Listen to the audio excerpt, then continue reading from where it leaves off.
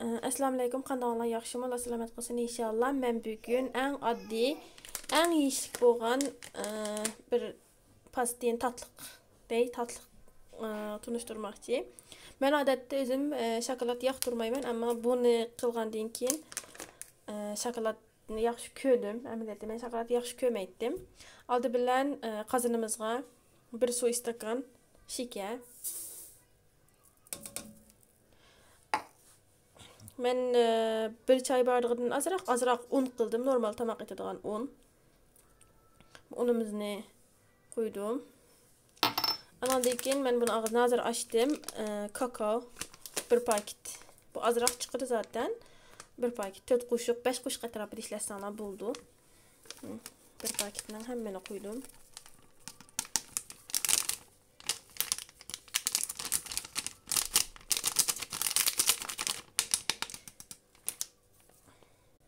Endi 6 su bardağı, 6 su istakan yani süt koyumuz. Endi 6 su bardağı 1 litrden sal jiqroq chiqadi. Agar 5 su bardağı ishlasanglar bo'ldi. Men 6 stakan ishladim. Mana men 6 stakan sütümni qo'ydim. Endi o'timni ichib bunu aralashtirib turib, bir qo'yiq holatga aytilaman. Cho'qim aralashtirib nima qilinglar, chunki tugilak bo'lib oladi. Buni bir qaynab qo'yiq holatga aytilaman. Mana bu holatga keldi. Bu holatga kelgan vaqtda men bir tomoq qo'shiq atrofida tereyog, sarmay yani. Sarmay. Andan keyin bir paket vanilya,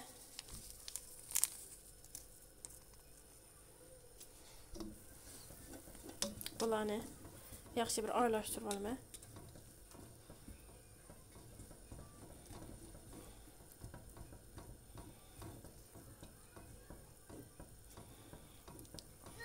Aralashtirib, endi o'tni o'chirsak bo'ldi, o'tni o'chirdim.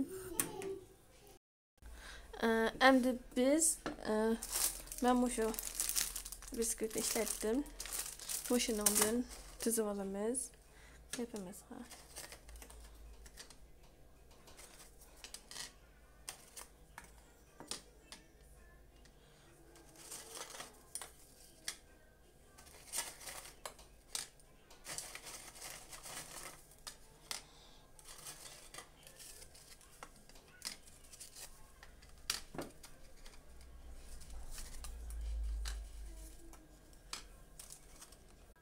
Mana bu holatda tizdim bir qator.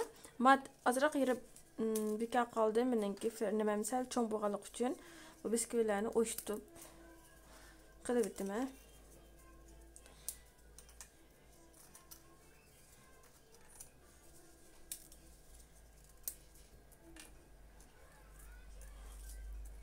Bu holatda endi biz buning ustiga bayan biz tayyorlab olgan qiyomimizdan tökümüz tek şaletdə. Bu şaletdə tekşi tökümüz. Bunu çoxum tekşi qılımız çünki bu bisküvilərin yemişi nima bo'lmay qoldi.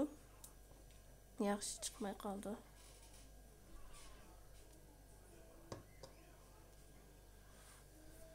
Buni qo'shiqdan keyini bilan qilib olsak bo'ldi. Bu şaletdə tekşi chiqadi.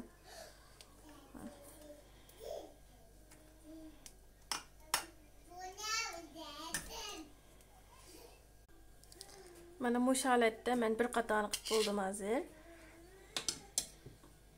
Ikkinchi qatori bu o'xshashlam boyamqi shaklda tizib olaman.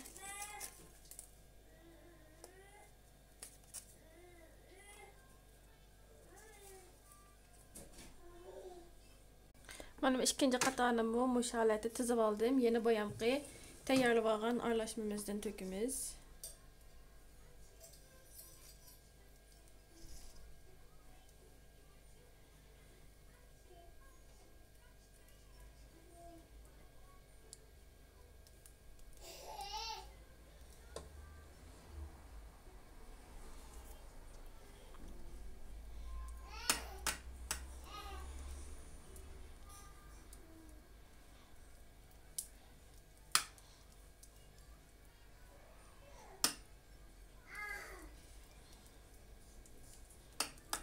Ben buna yeni bir qata qilma, 3 qata qilma, siz isterseniz 4 qata, 5 qata özünlərinin nemesiga asasen qilsanlar boludu. Çoxum 3 qata qilish şart emas. Mana bizning ikkinchi qatami bitib bo'ldi. Endi biz 3-chi qataga o'tib ketamiz.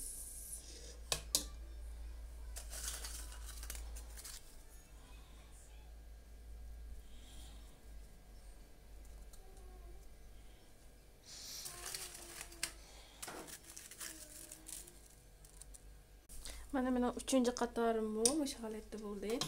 Endi yana bayan qaralashmamizni to'kamiz.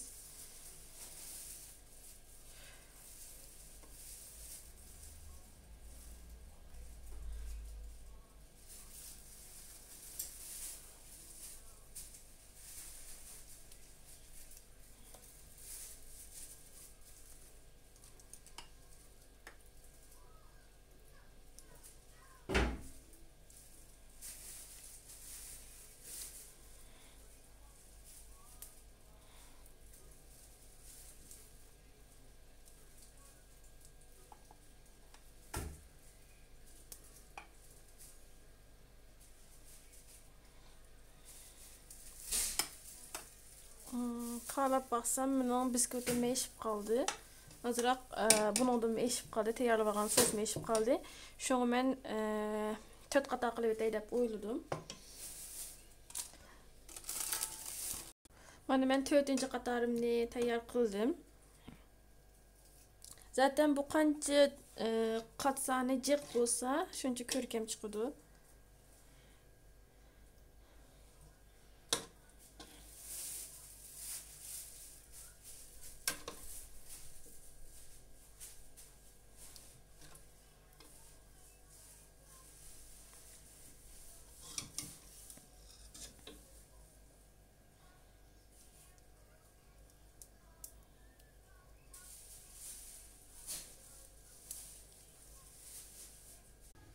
Mana bu holatda bo'ldi. Endi biz buni buzdolabda, ya'ni to'nglatqimizning normal bölümünde bir 2 saatdan 3 saatgacha atrofida sovutib olamiz.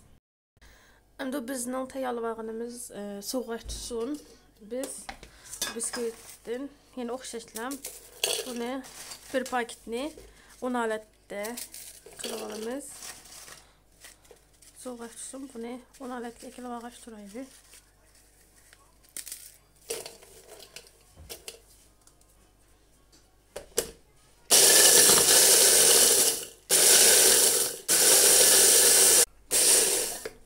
Mana bu holatda tayyor qilib olamiz. Bir paketni hammani o'sha qatiqqa to'kib tayyor qilib olamiz. Mana men bu holatda biskvitni 10 holatga ekilib oldim. Mana bizning bu shanda buzdolabda, ya'ni to'nglatqimizda 2-3 saat turg'izib, endi bu biskvitni yuzlariga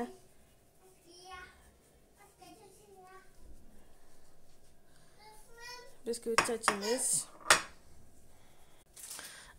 Mana bu holatda men chechib oldim. Yine matayapga azroq chechib etsam bo'ladi. Mana bu holatda bo'ldi. Kesib o'zimizning nimasi bo'yicha iste'mol qilsak bo'ladi.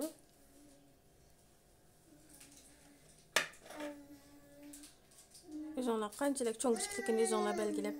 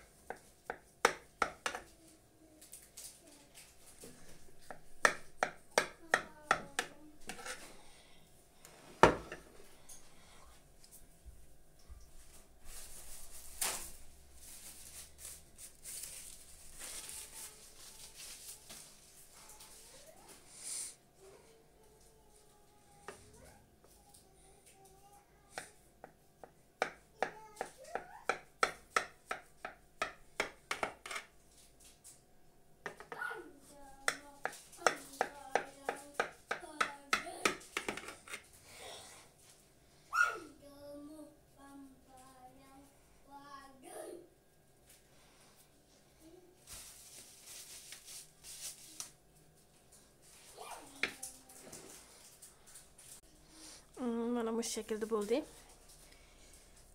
İçine köküsüp koyayım sizlerge.